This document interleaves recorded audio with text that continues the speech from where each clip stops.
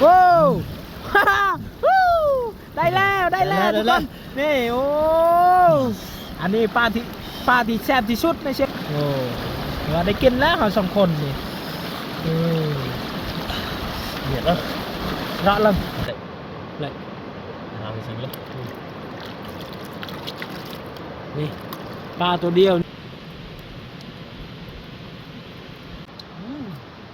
ปลาตัวนี้ก็แซ่บ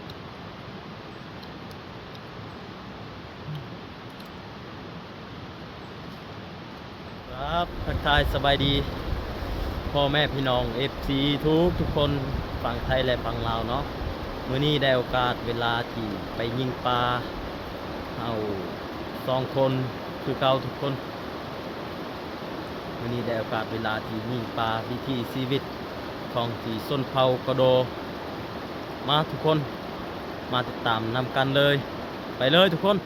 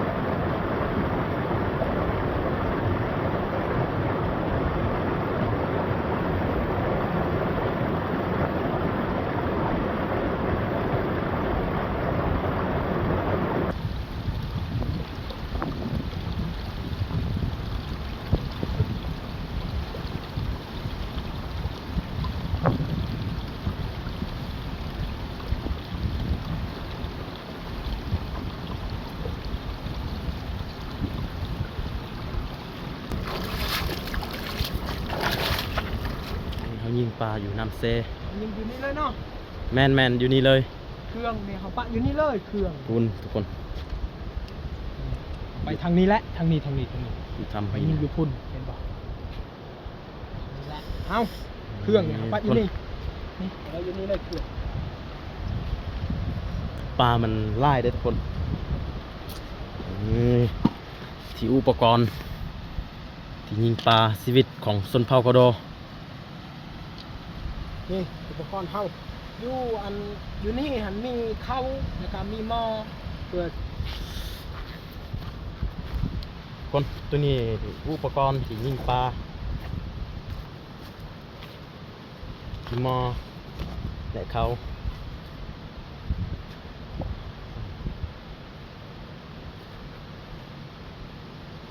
รอบ่เฮ้ยนี่คนอันนี้แจวอันนี้เขา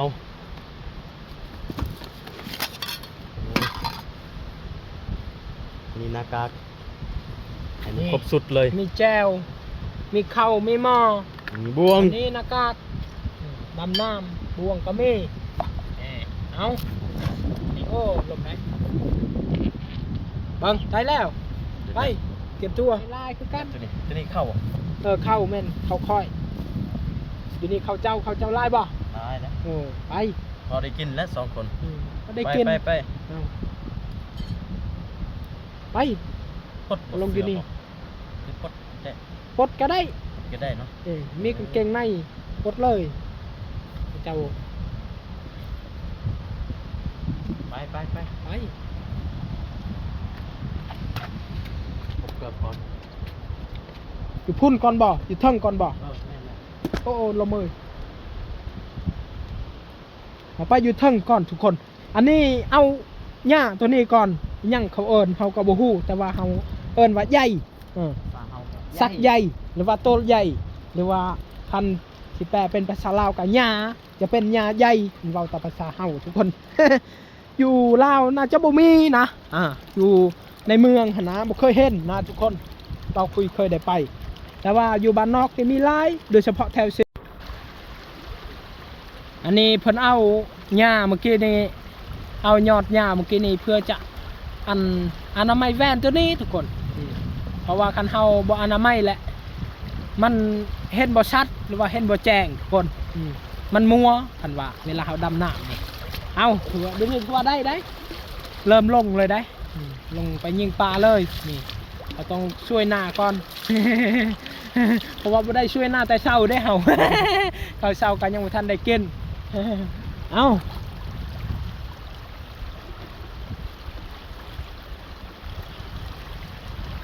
นี่ว่านี่ลายแต่คันเฮาหาบ่ถึกวิธีนี่บ่ได้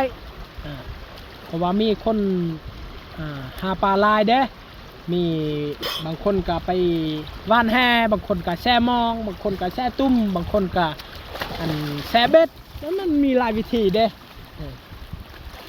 บางทีก็ไปว่านเนี่ยไปว่านมองคือเฮาเมื่อกี้นี่ว่านมองว่านหิน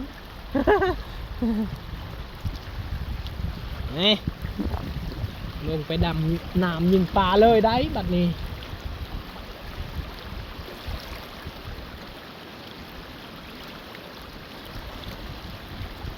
ไปบ่เห็นปลาเลย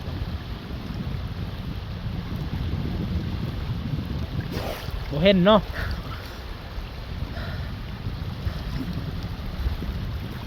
ไปพุ่นแล้ว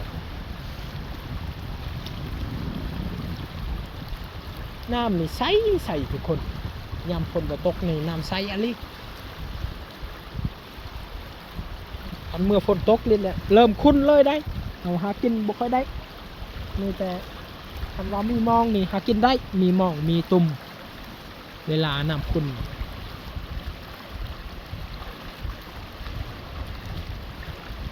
ไปพุ่นแล้วโอ้งามมะลิธรรมศาสตร์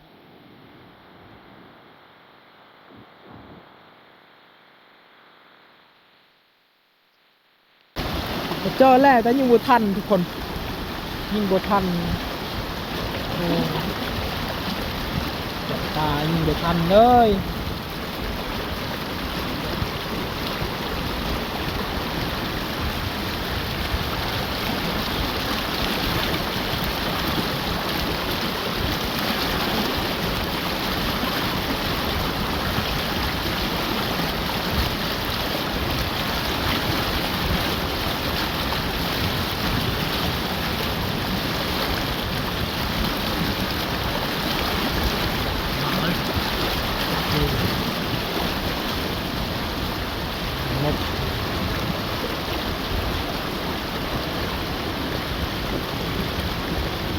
โอ้จักเขาจะจูดอย่างอยู่หลงละจะจูดไทยบ่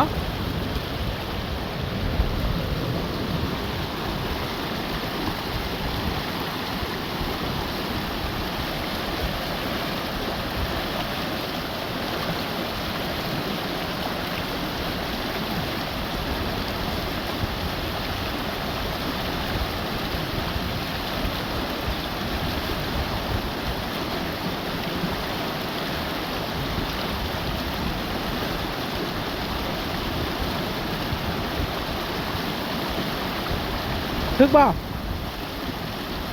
กบ่โอ้เรายิงแล้วบ่ทึกทุกคน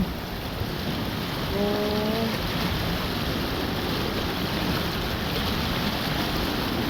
ยิงแต่บ่ทึก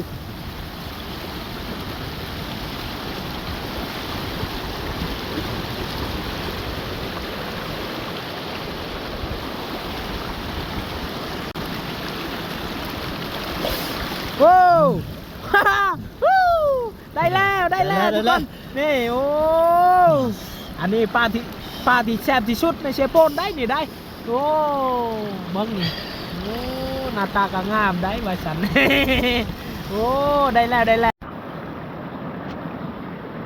โอ้ได้แล้วทุกคนอันนี้ปลาที่แซ่บที่สุดได้นี่ได้โอ้ว่าได้กินแล้วเราสองคนนี่เดี๋ยวเราเริ่มแล้วโอเคทุกคนจะได้เมื่อเราคิดหน้าแล้วก็มาคุยกับ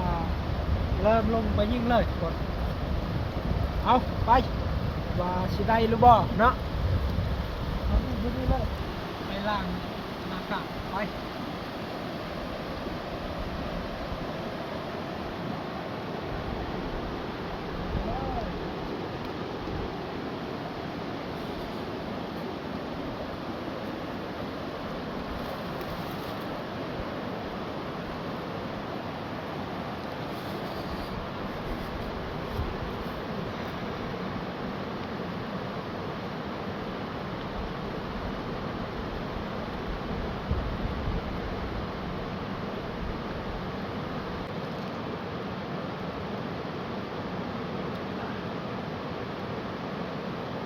เลย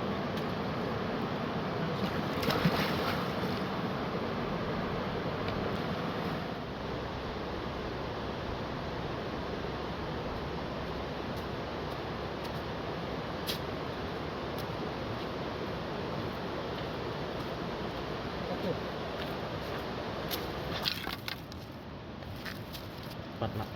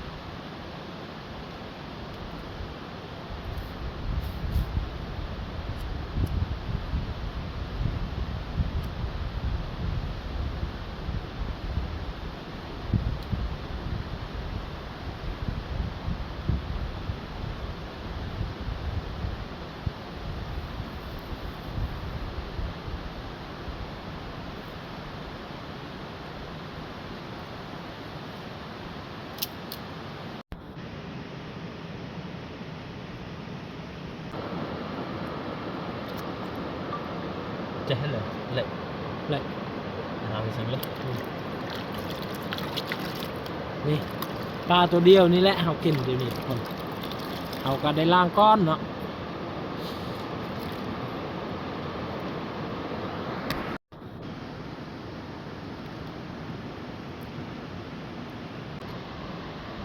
นี่เป็นมาแต่ล่างป้านี่โอ้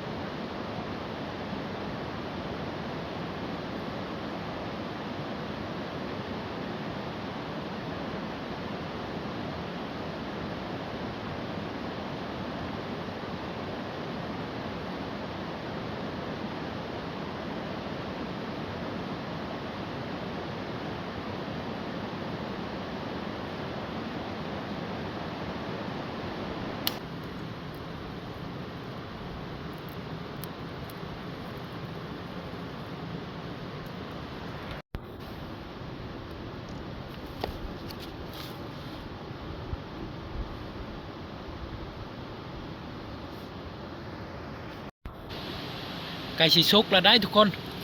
นี่โอ้ห่อมาลีได้นี่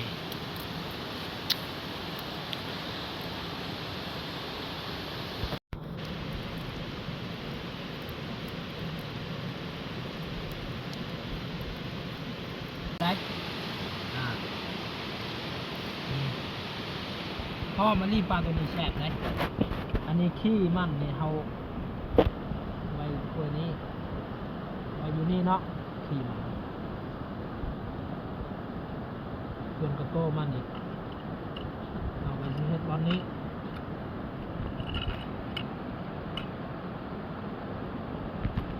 นี่ห่อมาเลยได้ปลาตัวนี้ปลาที่แช่ที่ชุดในเชฟโป้นได้นี่ได้สุดยอดเลยปลาตัวนี้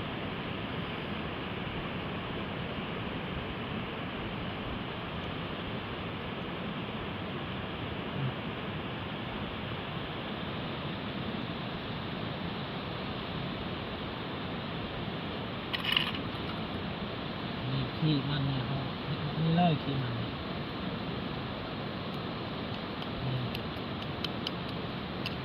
แต่มาแล้วเขามาจ้ำหน่อยตัวนี้เนาะอันนี้จะเป็นแก้วได้นี่ได้มันมีพิยาคมๆหน่อยนึงทุกคนขี้มันนี่คมๆหวานๆได้นี่แซ่บได้ขี้มันก็แซ่บได้ คมมันหวานรสชาติมันขี้มันใส่แจ่วอีกหน่อยหนึงขนาดยังบ่ได้กินก็รู้สึกว่าแซ่บเลยได้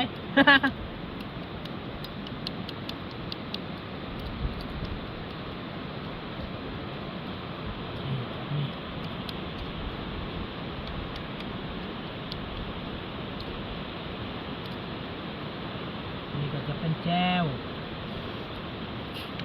ว้าวแซ่บอีกคนเลย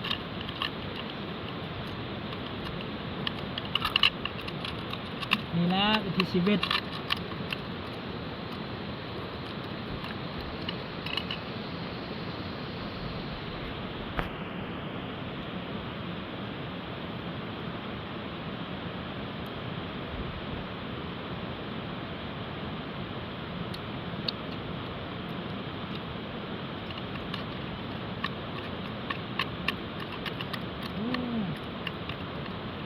เอาแจ่วนี่เอาลายๆเลยอยู่บน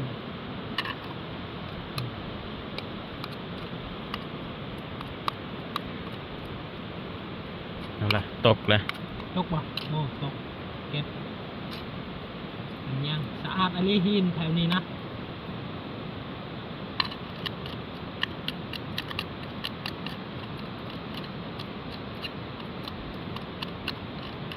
เราก็เพิ่มอีกแก้วอีก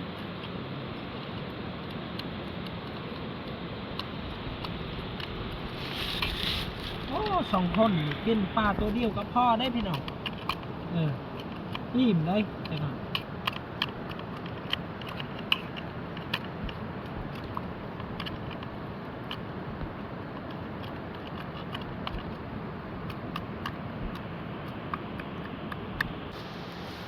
กิน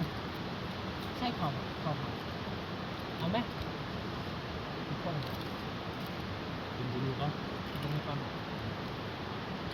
นี่เป็นตัวนี้ก็แซ่บได้จะตามที่อย่างนี้นี่ฉันบอกเอาแจ่วเอาไปดูหน่อยตัวนี้ก็แซ่บ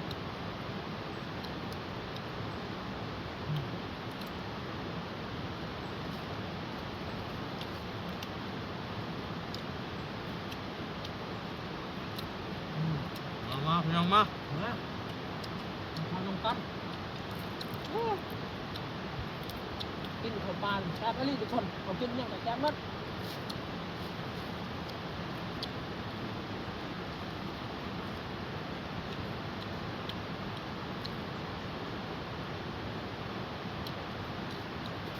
2 คนกินปลาตัวเดียวมีที่นั่นนี่ทำใหญ่ๆเลยนี่ทำแบบโอ้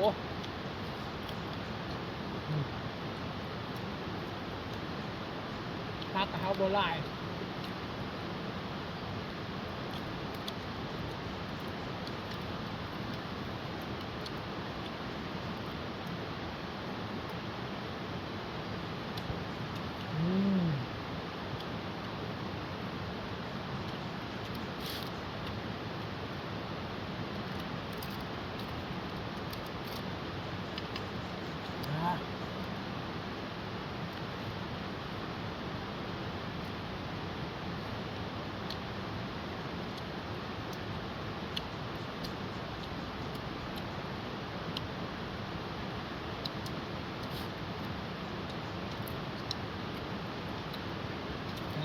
ครับ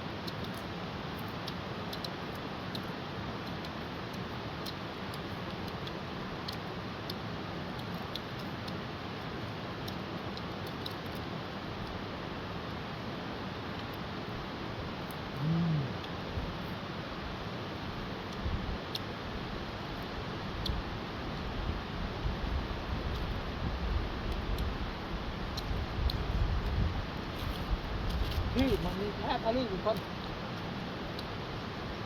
มีป่ามีแค่นะ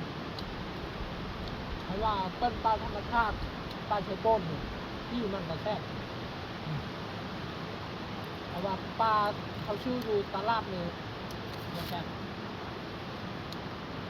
จะเป็นปลาที่เขาเลี้ยงและเขา เอาหัวหางให้กินอยู่แค่อันนี้มันกินตามธรรมชาติเด้อมันตามธรรมชาติแค่ที่มันได้ดิ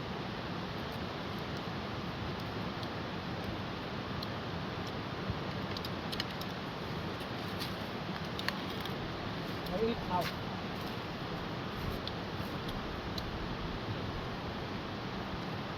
เดี๋ยว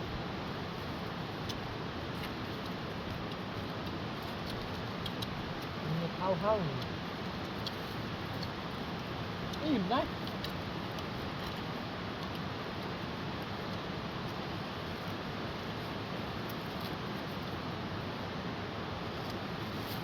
นี่นะนี่แหละมีชีวิตเขาแต่ละมื้อแต่ละวันนี่เขาต้องเลี้ยงชีวิตหากินด้วยตัวเองต้องได้ให้ได้หากินได้อาหารและของกินเอากลับไปห้าใส่เจ้าต้นนี้แหละแล้วกิน จำที่นี่ก่อน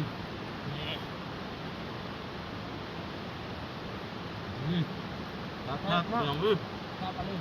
ครับ คือมัน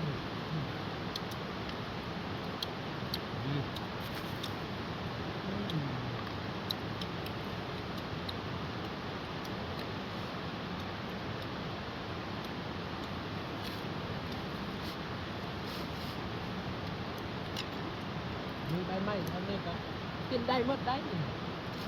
แต่ว่าเฮากินตัวนี้กับพอแล้วอิ่มเนี่ยมันว่า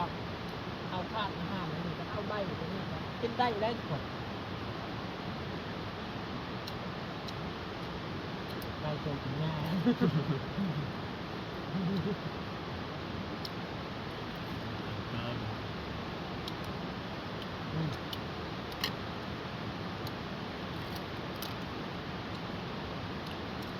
แซ่บมาเลย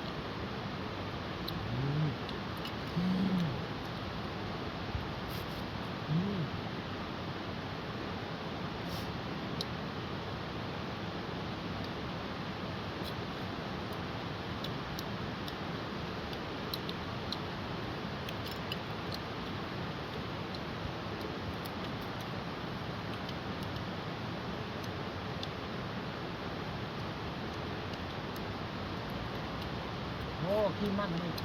เอากินจนหมดทุกคนนี่แหบได้เหรอ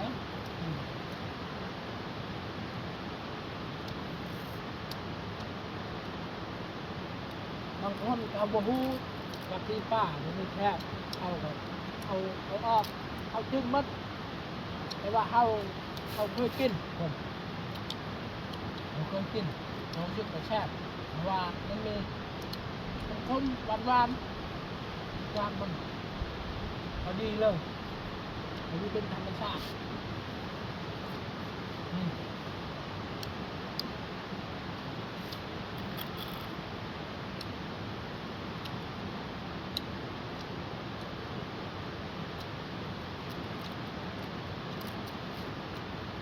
โอ้ยมันคงกลัวอย่างนี้นี่โอ้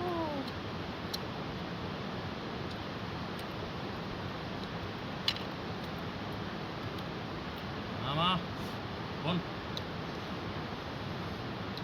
นี่ได้อาหารดีที่สุดเนาะนี่กินได้กินได้เลิกเลยไม่ว่าให้กิน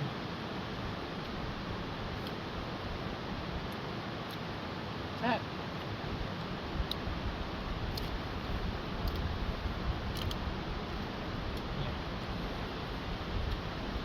นี่เลยชี้เลยใบไม้แถวน้ำเทนกินได้หมดกินได้หมด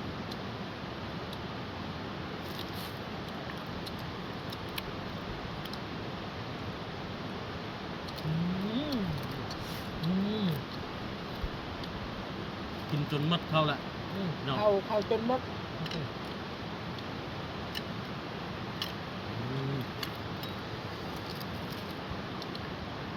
หมดเลย เอากระมึกนี่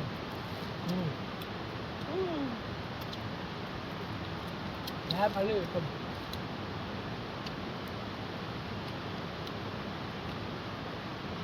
โอเคทุกคนตอนนี้กินข้าวอิ่มแล้วได้อทุกคนมื้อนี้กำลังอยากสิกลับบ้านกินและพี่น้อง FC ทุกๆคนอย่าลืมกดไลค์กดแชร์กดติดตามส่องเบาคิดคนเข้าปลาคือเก่าทุกคนกำลังใจเฮ็ดคลิปต่อไปโอเคทุกคนบ๊ายบาย